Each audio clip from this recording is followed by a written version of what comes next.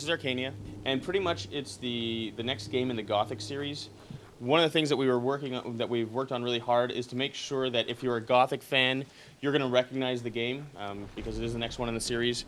But because Gothic hasn't been so popular in North America, we wanted to make sure that if you're not a fan or if you haven't played it before, it's fresh for you as well. So pretty much what we've done is we've got an action RPG here, lots and lots and lots of quests. We're looking at somewhere between 30 hours of gameplay and up to 50 and 80 if you're really hardcore and you have to get everything. We're looking at the PC, the 360, and the PS3. So one of the cool things that we've got here, you can actually see that the lights shining through all the trees and stuff like that, and the rain coming down. You can actually see that there is rain moving downhill because we've actually got it set up dynamically, so it's a texture that's affected by physics. What's cool about that is as you're going through the game, if it rains and you're in the right area, you're actually going to see puddles start to form on the ground and stuff. So it's really sort of interesting, and it never happens the same way twice.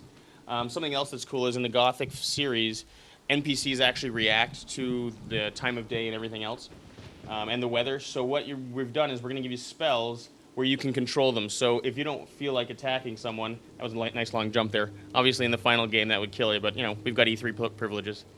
So the deal is that in the final game, let's say there's that guard there and he's standing out front of his post and you don't want to see him and you don't want to fight him, you can make it rain and he might go inside. So it's going to give you an option. So I'm just going to show you what happens when I turn the rain off. So I've turned it off, and you can actually see it drying up a little bit there. And these sort of like long streams of water are going to dry up on their own. Okay, cool. So let's actually see the world.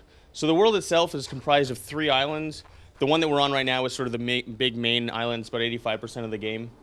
And pretty much the way it works is it's split into about 7 different areas, and they open up almost in GTA style. So once you open up one area, then you can always go back. So it's a sandbox game. This area is called Tushu. It's a bit of a swamp. You can actually see the haze if you look out on the swamp water there. And if we look up, you can see where we just were. We were up in this giant tree. This is actually the Mages Guild in this game, and I guess the mages have the abilities to mess with nature. And the other kinds of places that you're going to see medieval castles, towns, cities, all that sort of stuff. The developer's actually German, and one of the advantages they have is they actually know what medieval castles look like because they're there. And as a result, you can see everything.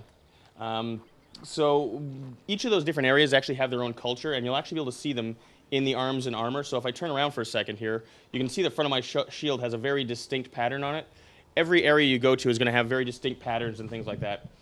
So for instance, you start off in a little fishing village, and if you get weapons from there, they've actually got sort of fish motifs, almost like Celtic scroll work and stuff.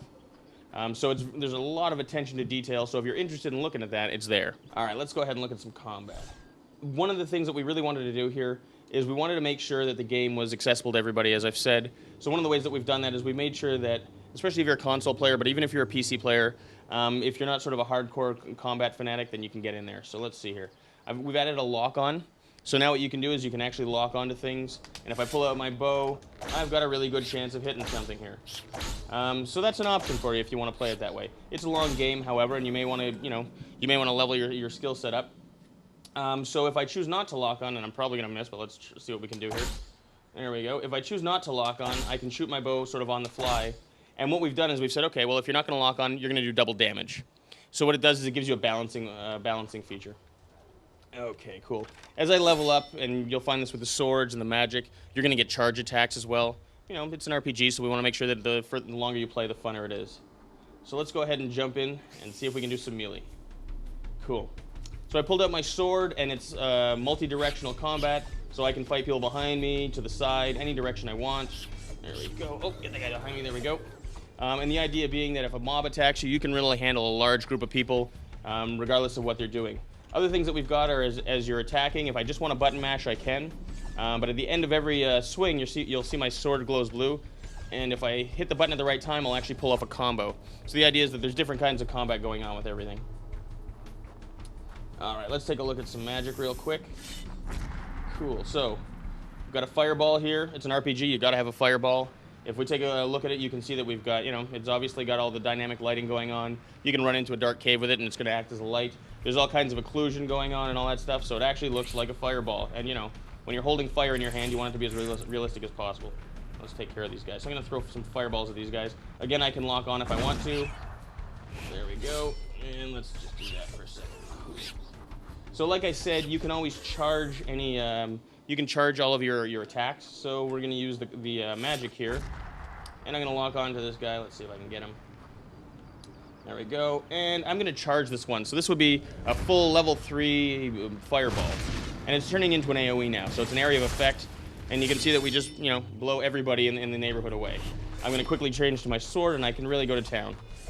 So it's an RPG, so we've got a skill tree-based leveling system. Every time you level, you're going to get a certain number of skill points, which you can spend on whatever you'd like, whether it's melee or magic or ranged.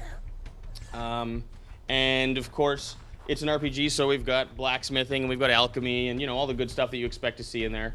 We've got 5 guilds that you can join. In fact, you can join all 5 of them if you really, you want to get all the achievement points.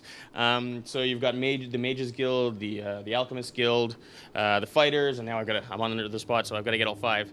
We've got the Merchants, and we've also got the Rangers.